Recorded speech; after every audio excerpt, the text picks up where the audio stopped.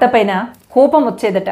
కానీ ఏం చేయలేక అలిగి ఏడుస్తూ వారానికి 2-3 రోజులు అలాగే పడుకునేదట. మళ్ళీ తెల్లవారి లేచి అన్ని పనులు చక్కబెట్టడం, తాను మాత్రం తినకుండా అలాగే పడుకోవటం ఇలా జరుగుతూ ఉండేది.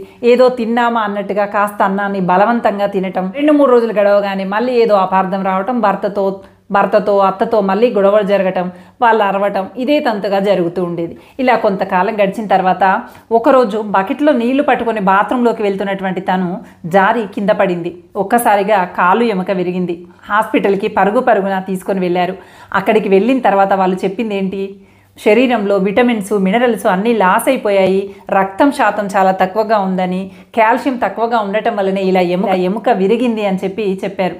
ఇక అక్కడుంచి తన తల్లిదండ్రులకి సమాచారాన్ని పంపటం, తనకి సేవ చేసేటువంటి వాళ్ళు లేక ఆ తల్లిగారింటికి వాళ్ళు తోడుకొని వెళ్ళటము, తల్లిగారే సేవ చేసి కూతురుని బాగా అయ్యేంత వరకు తమ దగ్గరే పెట్టుకొని బాగు చేయటము, ఇవన్నీ జరుగుతూ ఉన్నాయి.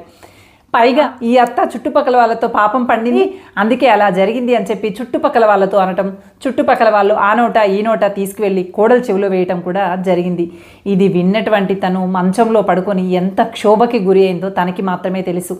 చూడండి, ఇది పాపమంటారా? ఇది తినక మనకు మనం చేసుకున్నటువంటిది కాదా? పుష్టిగా తిని పడుకునేటువంటి వాళ్ళెక్కడ?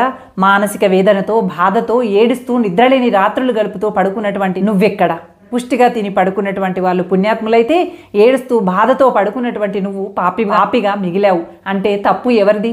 నీ శరీరానికి శిక్ష నువ్వే వేసుకున్నావు కదా. వాళ్ళు గొడవ పడినంతసేపు గొడవ పడ్డారు, పుష్టిగా తిన్నారు, ఆరోగ్యంగా ఉన్నారు. కానీ నువ్వు ఏడుస్తూ నీ శరీరాన్ని నువ్వే శుష్కింప చేసుకొని ఆసుపత్రి పాలయ్యి చివరికి పాపం పండింది అనేలాగా నీ శరీరానికి నువ్వే శిక్ష వేసుకున్నావు. ఇది సరైందంటావా చెప్పు? అందుకోసమని మీరు ఎవరితో అయినా గొడవ పడినప్పుడు, అపార్థాలు ఉన్నప్పుడు, మీ మనసుకి ఏదైనా బాధ కలిగినప్పుడు నేను చెప్పేటువంటి ఒకే ఒక మాట,